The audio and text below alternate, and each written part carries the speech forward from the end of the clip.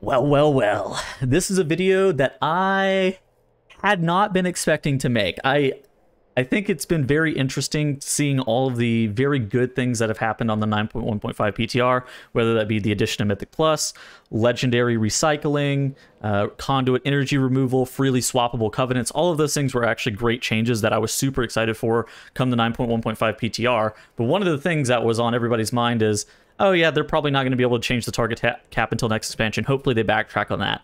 That's actually just fake.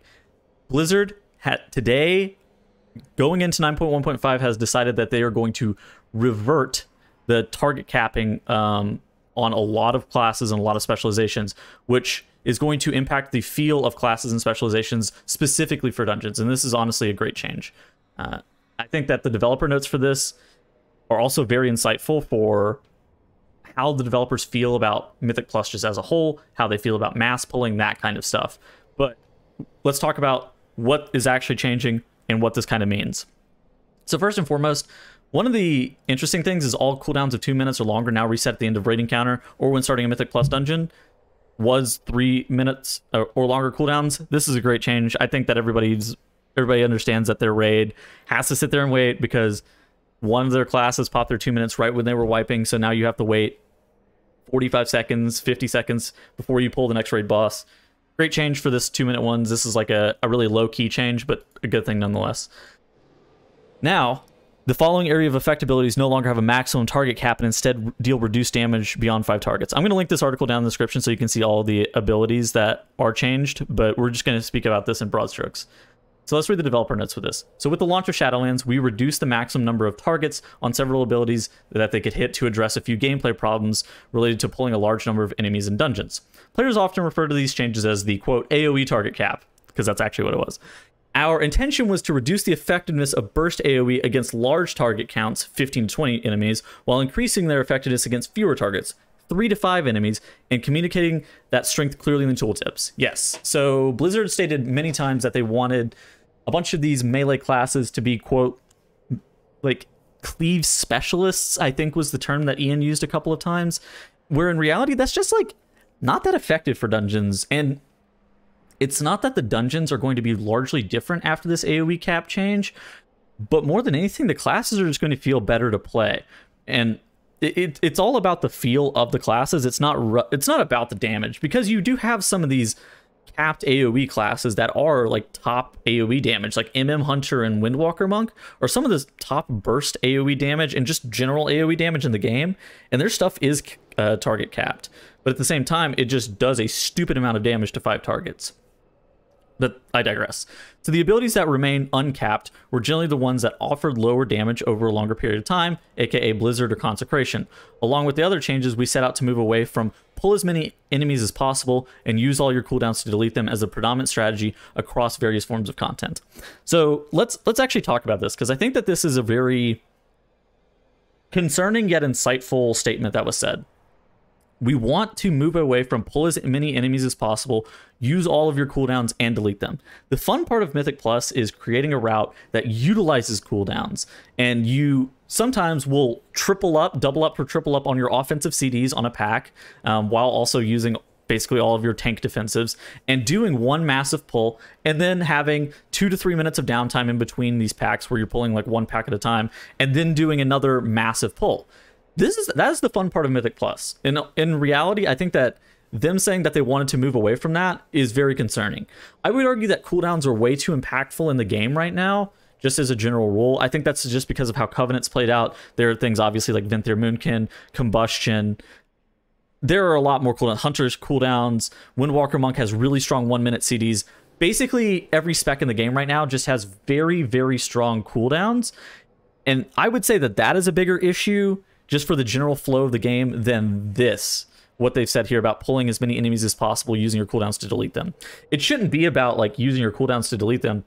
It should be about like the structure of how you're setting up the pulls, what cooldowns are allocated, that kind of thing. And them intentionally target capping some specializations in classes in order to try to move away from this was, I would say, a very bad idea and stunts the growth from Mythic Plus. I think that that is the exact opposite of the way that they should go for Mythic Plus. I think for Mythic Plus, they need to make less intricate trash as a whole. Obviously, this isn't going to change I think that this isn't going to change how dungeons feel. I think that that dungeon design is designed in a way where there are a lot of fervents, there are a lot of casters, there's a lot of anti-kite mechanics, there's a lot of those things that already make dungeons feel a specific way, and they make you feel like you can't pull a bunch of different mobs. So the bigger issue with the dungeons is that there are too many mobs that do too many things, and I think that they should, in the future, move towards like a model where there is a lot less trash mechanics as a whole. I'm not saying that there isn't any, but I think that there should be just generally fewer. But at the same time, you should be able to mass pull whenever it makes sense. And I think right now it makes sense to pull the Ardenweald area and the other side like that. It makes sense to pull Halls of Atonement like that whenever you're able to get enough kicks on the Obliterators. And I do agree that it shouldn't be the only strategy, but I think that it should be the predominant strategy. I think that that is a lot more fun because players enjoy just doing big AoE in Mythic Plus. I think that's the reason that people do dungeons, right? Anyways, continuing on, we've received a lot of feedbacks on these abilities not hitting enemies in their range in any way creates the feel problem for WoW combat, but is also an issue for trivial encounters like farming legacy content. The farming legacy content is just the least important thing to me personally, although I do kind of understand. The feel problem for WoW combat, yeah, I totally agree. I do not think that any spec should feel like they are just completely capped at some arbitrary number of targets for no reason. Even when, dude, Windwalker Monk is doing it is the top AoE spec in the game, and it is a capped AoE spec. That's so what they were going out trying to do didn't solve anything. Like the Windwalker Monk still needed to be able to do AoE damage beyond 5 targets. It was just doing reduced damage beyond 5 targets, but it wasn't even that much reduced. It's very silly. Anyways, continuing on. For many of the abilities that underwent changes from uncapped to a strict target cap in 9.0, we are converting the damage to a reduced beyond 5 targets. This means that the abilities will deal full damage against 5 targets, then reduce damage to each additional target beyond 5. So, it's one of those things that it's very common to have like these square root style target capping after a certain number of targets. Fury of Elune has it after 1 target. So on 2 targets, it does more damage, but it doesn't do 2 times the amount of damage. And that's one of the things that, so at 5 targets, the ability is going to do 5 times the amount of damage, but at 6 targets, it will do 5.7% as opposed to 6 or whatever. So this solution means that the abilities and their relative classes will still have very strong niche strength against packs of 4 to 6 enemies. And as always, tuning will change as a result of this shift over the next few weeks based on your feedback from the PTR. So this makes sense. Like, obviously, you can't have stuff like Windwalker Monk and Marksmanship Hunter being like Omega uncapped and just God's gift to World of Warcraft. I'm sure that they're going to have to hit some of the stuff with a few nerfs here and there. Maybe they end up buffing a couple of things. Notably, a couple of specs that I saw that didn't get changed that much. Outlaw Rogue is notably absent from this. In addition to that, Fury Warrior doesn't really have a lot either. So the Fury Warrior stuff is also absent. So it's going back to a lot of the BFA target capping stuff, where I think it makes sense. At the same time, I think that they probably should have just gone ahead and completely removed the cap from all of the stuff.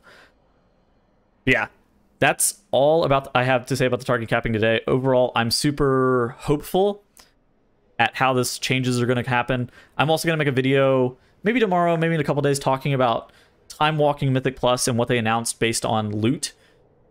In a couple of days. I have an interesting take on that. I do not like the changes that they made, allowing you to get 246 loot from Time Walking Legion Mythic Plus. But we'll talk about that in a couple of days. In the meantime, I hope you guys all have a great rest of your day, and I will see you guys in the next video. Goodbye.